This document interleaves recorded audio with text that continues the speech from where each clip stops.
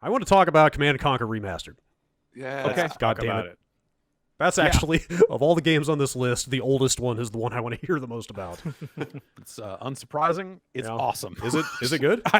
I mean, it is those games. Okay. It is Command and Conquer, and it is CNC Red Alert. And they have done some work to it to I know you followed some of the stuff that they put out along the way, where they detailed some of the stuff they were going through to try to up-res the video footage because they couldn't find the original masters and all this other stuff. And I think most of that stuff looks fine. The full screen FMV at 16:9, like that, they've made that stuff look totally acceptable. It's blurry in spots, but it's like totally forgivable. But like so Dune 2 was the first RTS I ever played. Westwood's the classic. Is it the first? It's the first RTS, right? Is it Herzog's Vi for Genesis or something? I guess that counts. I guess. Yeah. I've always thought of Dune 2 as the beginning of the RTS genre. Totally. Like Dune 2 is that's the first one I played. That that game was a big deal when it came out on PC, and CNC is like that game without without the Dune license in a lot of ways. Right. Kind of similar concepts in spots, and yeah. So when Command and Conquer came out, I was way into it, and it's a very accessible game. So I think that's kind of the cool thing about it right now, is that RTS games over time obviously became way more complicated. The like post Warcraft 3, right? The introducing the hero units and all that other stuff. Like I feel like a lot of RTS games just got bigger and bigger and bigger. And if you were sticking with the genre as you went, then you grew along with it, and it was fine. And you were like, no, I'm still all right at these. And then you eventually hit a point where like I'm no longer good at this stuff.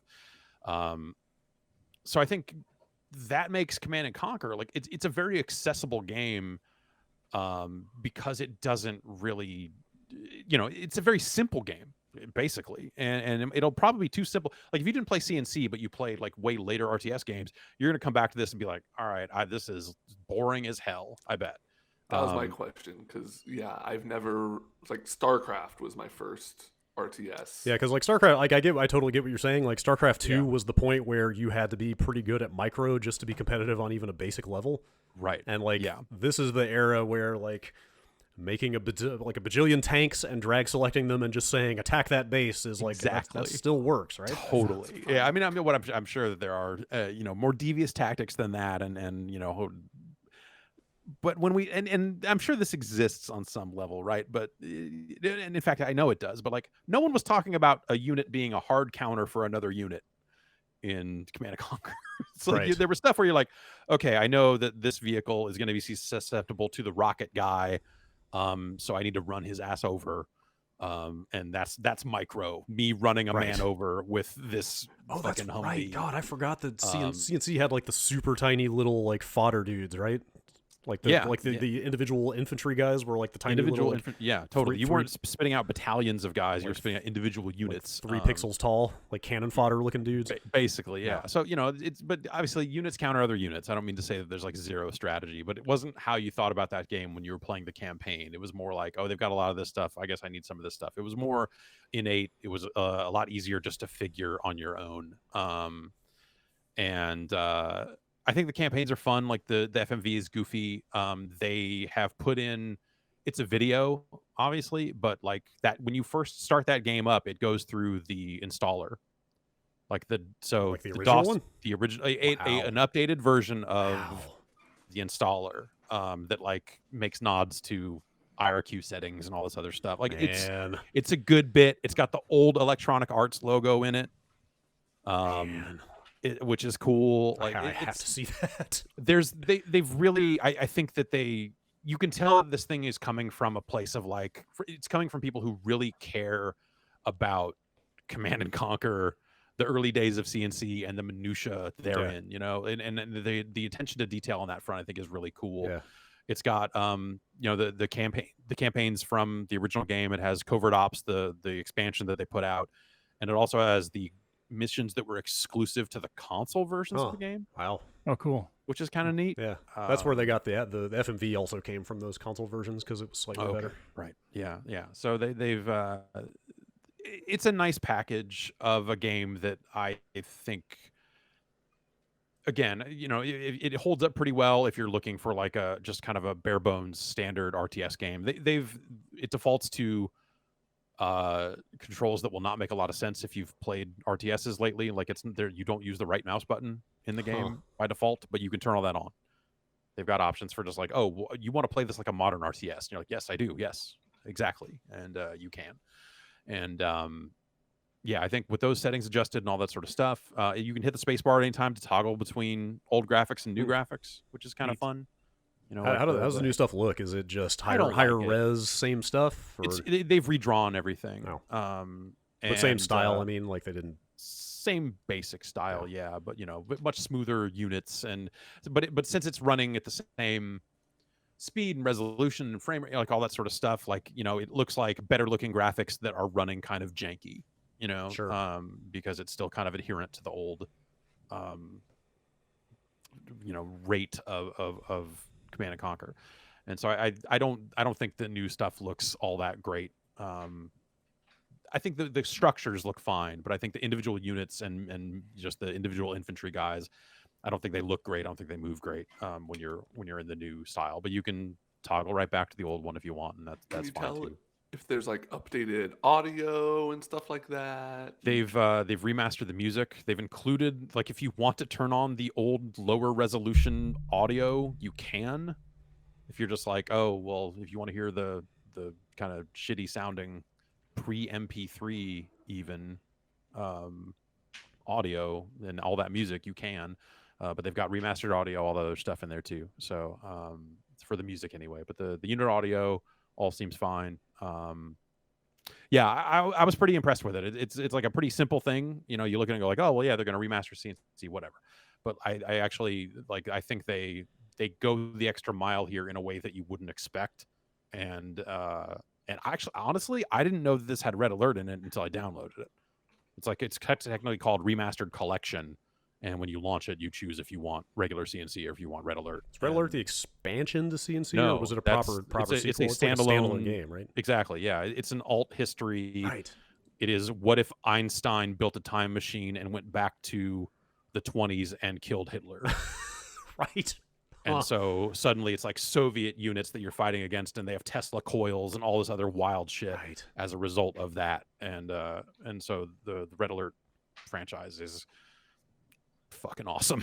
So and just like goofy from minute one. So no nod in Red Alert at all. It's totally separate from that. No, there's a quote from Kane is on the installer and stuff, but like it is not about that. It's a totally alternate history. So wait, who are the big actors from the original Red Alert? Like, who are the names? No one. Tim Curry showed up in that series eventually. Okay.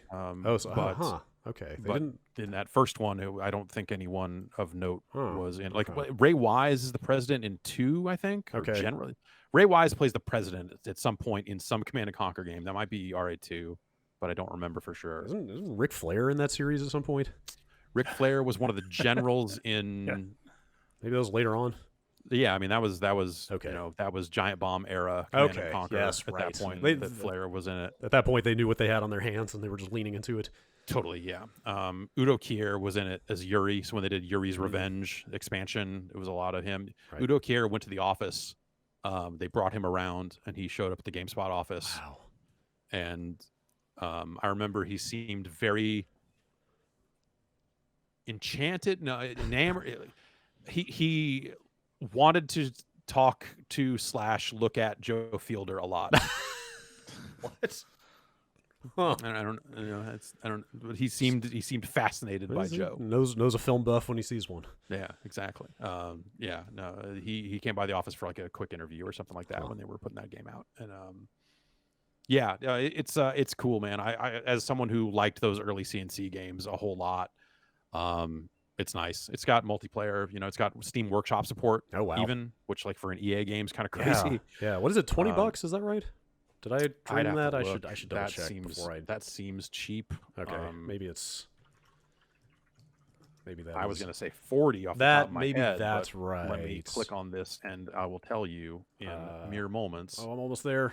It's 20. Oh, I got blocked by the age gate. You beat me to it. It's $20. I'm cookied at the age gate. It thinks I was born in 1949. This is what I get for switching to Edge. So Yeah, it's $20. That's it's $20 for the amount of work it sounds like they put into this. That seems pretty fair. Yeah, it really comes across like a labor of love in a lot of Yeah. ways, and the bonus material is a lot of just like green screen shots of guys acting really poorly. Joe Kukin. Yeah. Did I see? I thought I saw somebody implying he shot some new material for this, or is that not right? I don't know. Or maybe he did new voice. If he did, I saw people saying like, "Oh, he came out of retirement for this thing." I don't know if he just did some new voiceover or something, but perhaps I don't know. I don't actually know. But yeah, so far it's been pretty faithful to those original games, but I've only played like 4 or 5 missions of the campaign. And okay. There's a quick look up on the site. I played a bit of it yesterday, so awesome. You can check that. Oh, it sounds like he cut a new trailer for it. Okay, so that makes more sense. There is some modern footage of Joe Kukin out there as Kane. Great. Yes. Speaking of like labor of love, that GitHub repo went up for the source code for those games. Yeah. So that stuff's out there. Like, oh, that's right. Wow. I like. It's not a bad thing, but my first reaction is just like, what is going on at EA? Like, this seems like the least EA-like thing to do. I feel like over the years, actually, I shouldn't even say that because I can only think of like one other example, and it was like Paul doing stuff with Ultima games and trying to get the source code out there for some of that stuff. But there have been cases, or there's been that case, I guess, throughout history where someone at EA gave enough of a fuck to push and push and push and fight and fight and fight to get it by some lawyers and get them to spend some time on it or whatever it took to make something really cool happen on that front. And yeah, that's pretty neat that they did that. Yeah. But yeah, that's awesome. That is heartwarming that stuff is out there. Yeah. And $20 Steam Workshop support, like it's all the online stuff works, and like, hey, that's a lot of game for $20. Sure. Also, it sounds like it's worth it just to see that installer to me personally. Yeah, pretty good. I mean, it's literally a video. Yeah, you don't I interact know, with it I at know, all. I But, know, but it's like, still... and it was actually made by someone in the community. When you go hover over it in the bonus gallery stuff, it's like someone in the community took the time to make like an updated like version of that installer, and it's really well done. I was so happy when I launched that thing and it had a fake version of that installer play. It was just like, okay, like people who gave a shit about the same shit I gave a shit about with Command & Conquer clearly had a say in this, and it was neat.